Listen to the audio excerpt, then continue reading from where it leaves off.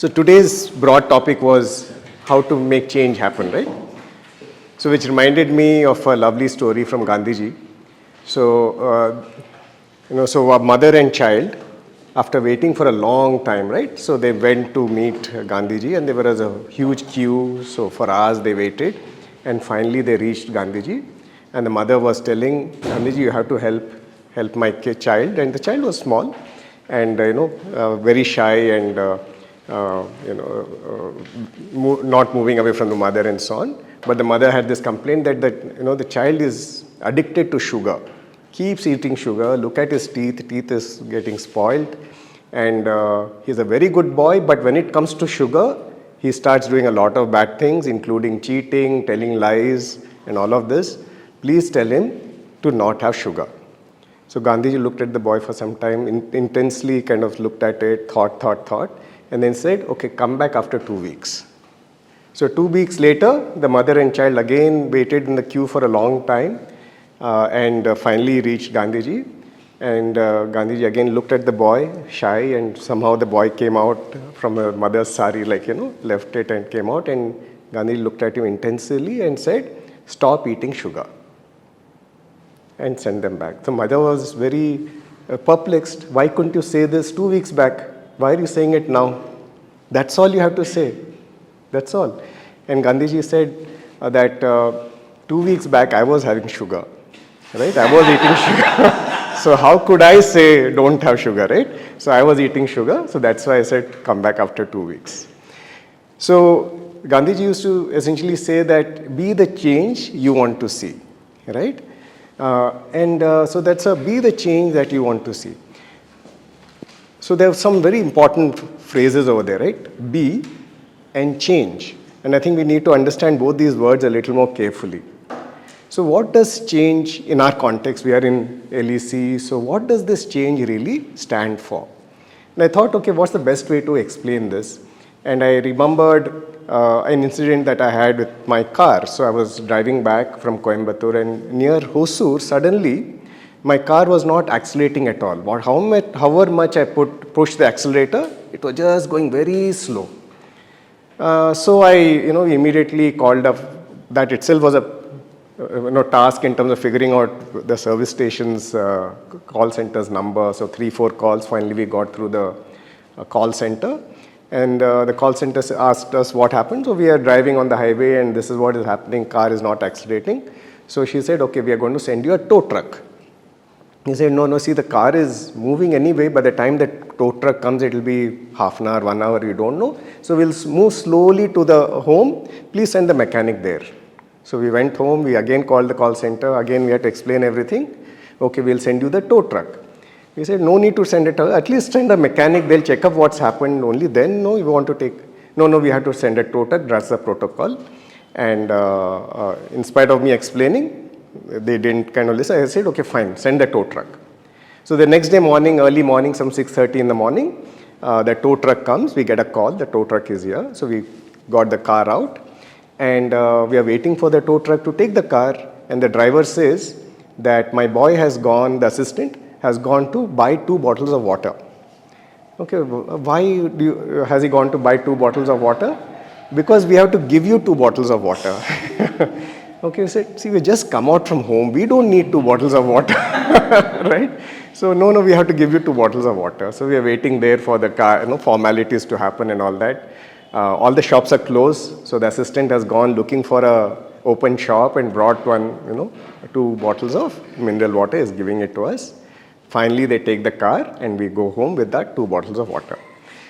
So somewhere in the afternoon, we get a call from the call center. So did you get 2 bottles of water? Okay, so that is a call center. We can all understand why it is happening. So the driver knew that we don't want water. Assistant knows we don't want water, but they have to give you 2 bottles of water. That's the instruction. That's the checklist that they have. And if they don't give the 2 bottles of water, they'll be taken to task. Now, another scenario, and this happened right here in Golden Square, to Vignesh. So this was a similar event was happening over here, some meeting, and Vignesh was a participant. and he had parked his car a few streets away. So when the workshop was over, he went and saw that the car airhead was not there, right? For some reason it was taken out or something like that. So he was kind of walking around wondering what to do and so on, and Murgesh, Golden Square team member, he saw him and he said, he told Vignesh, just come here, sit down in the reception, and gave him a newspaper to read, and then went and fixed the problem. He got it fixed. And then came back to Vignesh and said, it's you can take the car. Now, is it Golden Square team members' responsibility, KRA or whatever, to repair somebody's car? It's not, right? So on his own initiative has done that. And we wouldn't have got to know about it.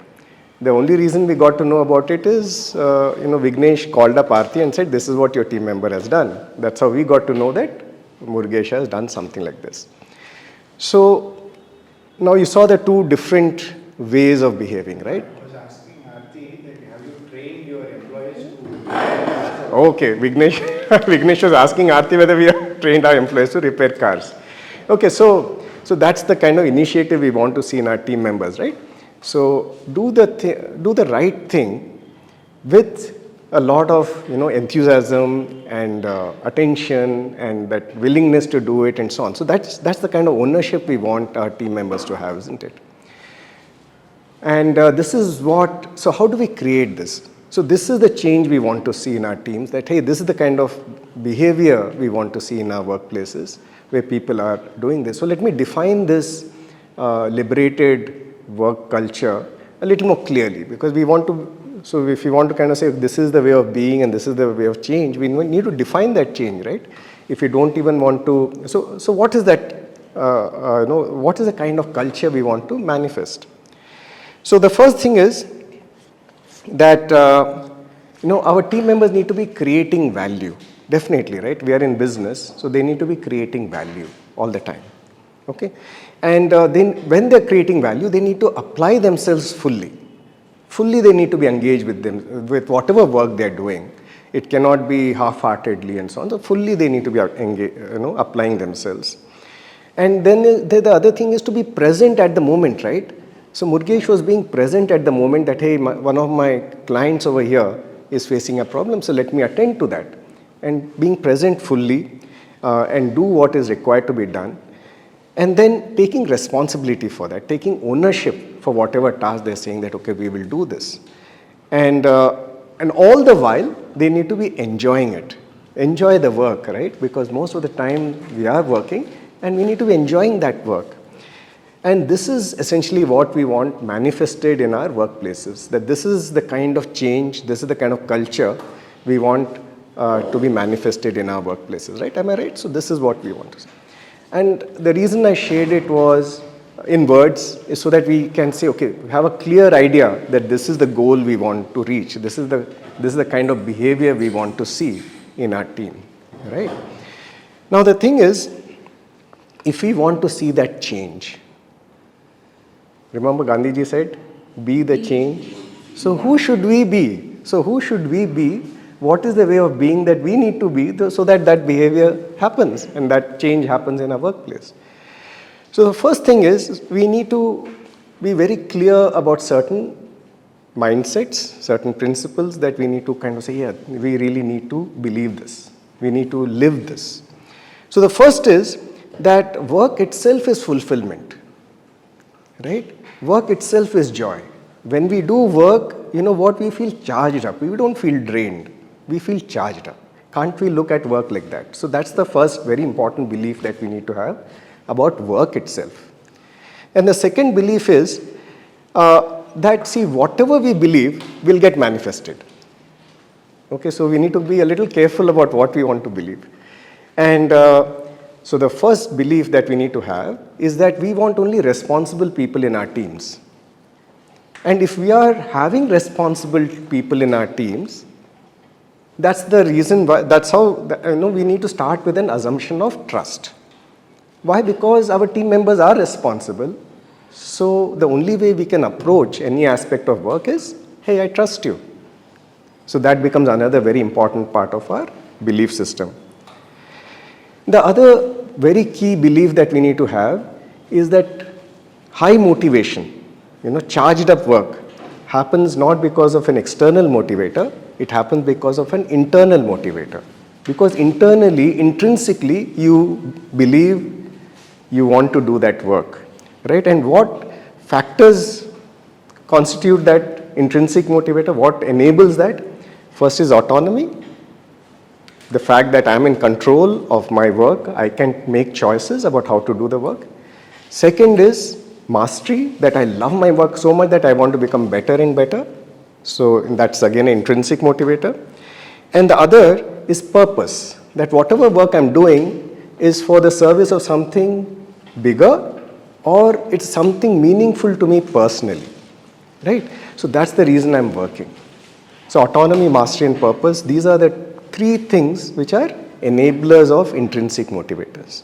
And in the organization, whatever we do, we kind of, the policies we create or the space we create, we focus on the intrinsic motivators and try to remove extrinsic motivators like carrots and sticks and so on.